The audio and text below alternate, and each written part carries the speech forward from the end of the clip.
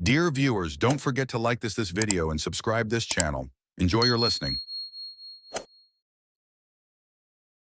Hi, I'm Alex Carter, 35, and I'm here to share a story that I never thought would become my reality.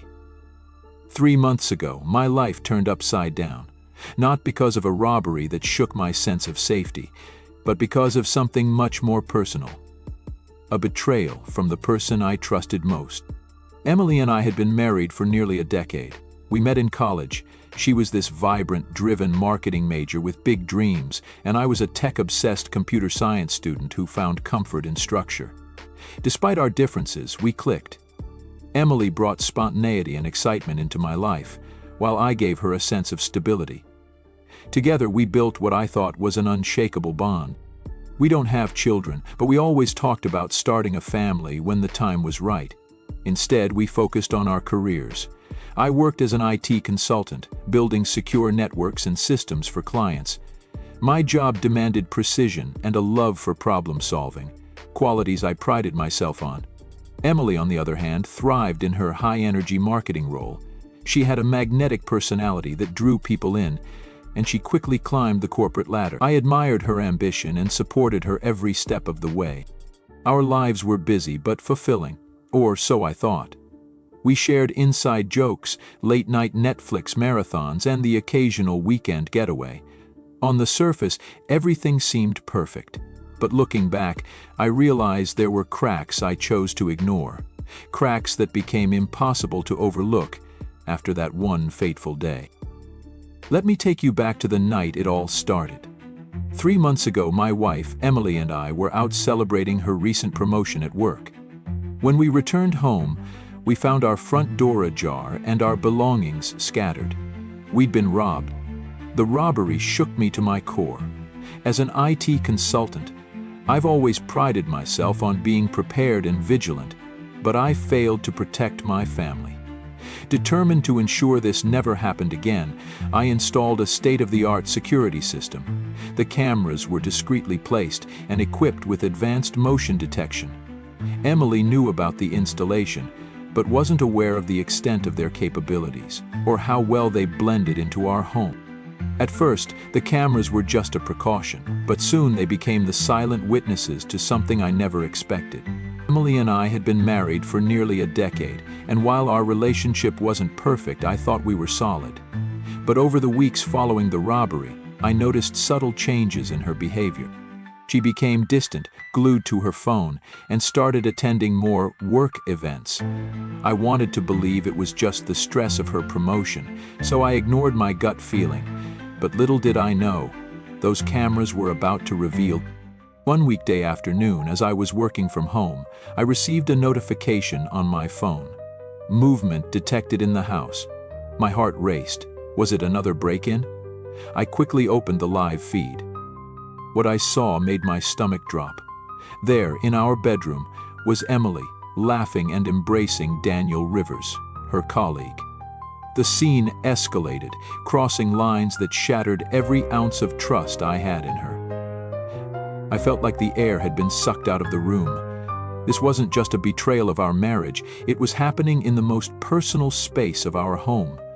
I saved the footage, my hands trembling as I realized the extent of their betrayal. Instead of confronting Emily immediately, I channeled my emotions into something I knew well: strategy. Acting impulsively would only cause chaos, and I wanted justice. My analytical mind kicked into overdrive. First, I started subtle. I began quoting phrases from her conversations with Daniel, things I'd overheard through the footage.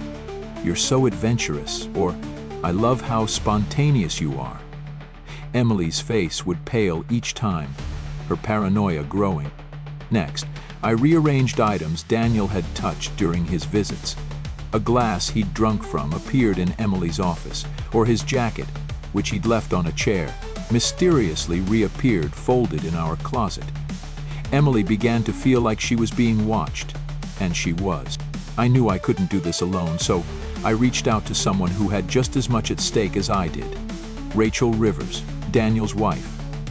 Rachel was devastated when I showed her the evidence, but quickly turned her pain into resolve.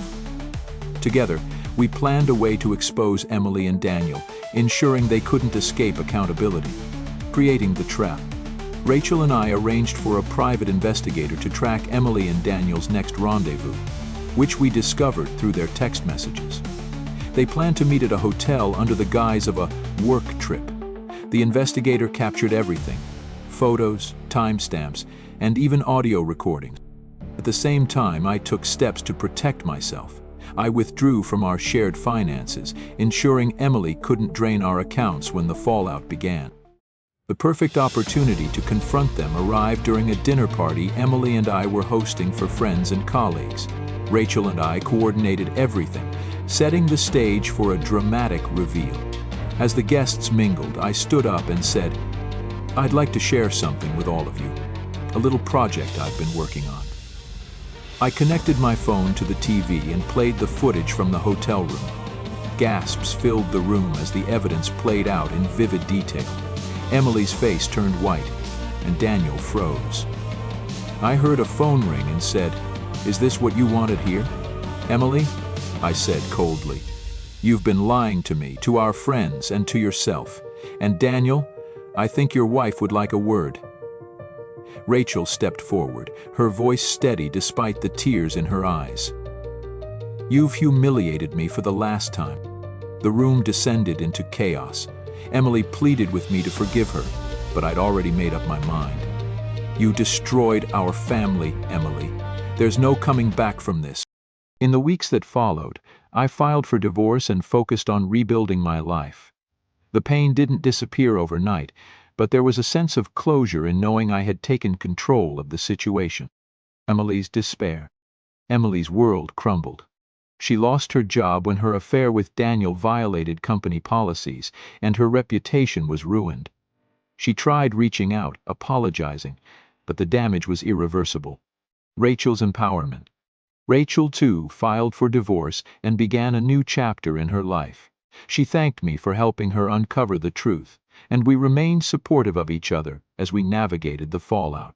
To anyone listening, betrayal cuts deep, but it doesn't define you. I never wanted this to be my story, but I've learned that even in the darkest moments, there's a way forward.